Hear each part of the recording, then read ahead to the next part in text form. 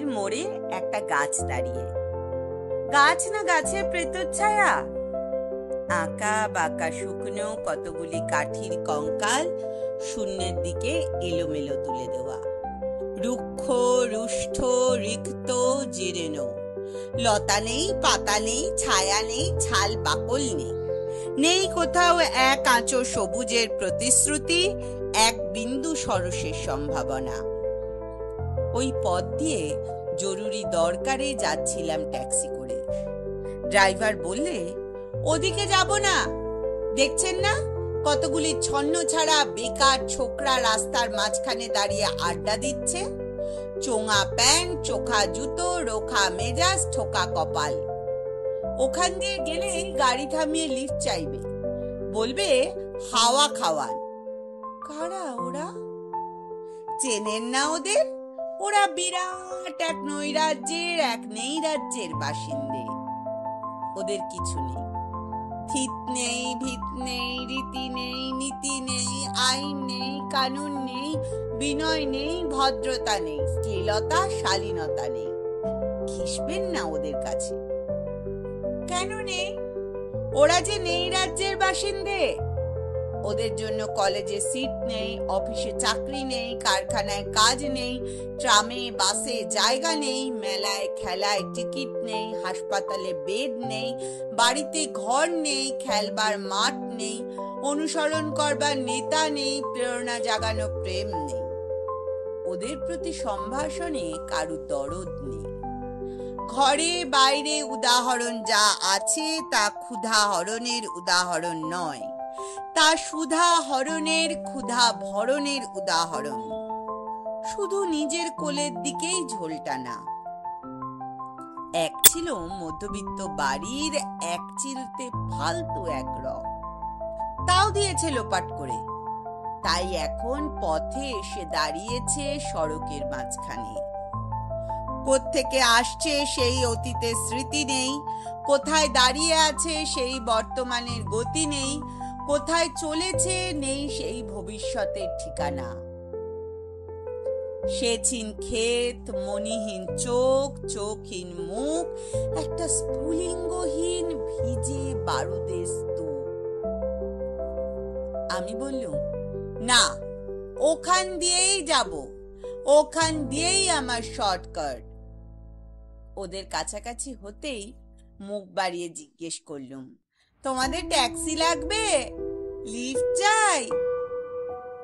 আরে এই তো ট্যাক্সি, এই তো ট্যাক্সি, লে হালুয়া। সোল্লাসে চেঁচিয়ে উঠলো ছোকরারা, সিটি দিয়ে উঠলো, পেয়ে গেছি, পেয়ে গেছি, চল পান্সি বেল ঘড়িয়া। তিনটে ছোকরা উঠে পড়লো ট্যাক্সিতে, একজন ড্রাইভারের পাশে, দুজনে পিছনের সিটে। বললুম, কতদূর যাবে? এই কাছে, ওই দেখতে পাচ্ছেন না ভিড়? সিনেমা না, জলসা না, নয় কোনো ফিল্মি তারকার অভ্যর্থনা। একটা নিরীহ লোক গাড়ি চাপা পড়েছে, চাপা দিয়ে গাড়িটা উধাও। আমাদের দলের কয়েকজন খালি ট্যাক্সি খুঁজছে। কে সে লোক? একটা বেওয়ারিশ রক্তে মাংসে তলা পাকিয়ে গেছে, ওর কেউ নেই, কিছু নেই। শোবার জন্য ফুটপাত আছে তো মাথার উপরে ছাদ নেই, ভিক্ষার জন্য পাত্র একটা আছে তো তার মধ্যে প্রকাণ্ড একটা গর্ত। রক্তে মাখামাখি সেই তলা পাকানো ভিখিরিকে ওরা পাঁজা কোলে ধরে ট্যাক্সির মধ্যে পড়েছে। চেঁচিয়ে উঠল সমস্বরে, আনন্দে ঝংকৃত হয়ে, প্রাণ আছে, এখনো প্রাণ আছে। রক্তের দাগ থেকে আমার ভব্যতা ও শালীনতাকে বাঁচাতে গিয়ে আমি নেমে পড়লুম তাড়াতাড়ি। তারপর সহসা শহরের সমস্ত কর্কশে, কঠিনে, সিমেন্টে, কংক্রিটে, ইটে, কাঠে, পিচে, পাথরে, দেয়ালে দেয়ালে বেজে উঠল এক দুর্বার উচ্চারণ, এক প্রত্যয়ের তপ্ত শঙ্খধ্বনি।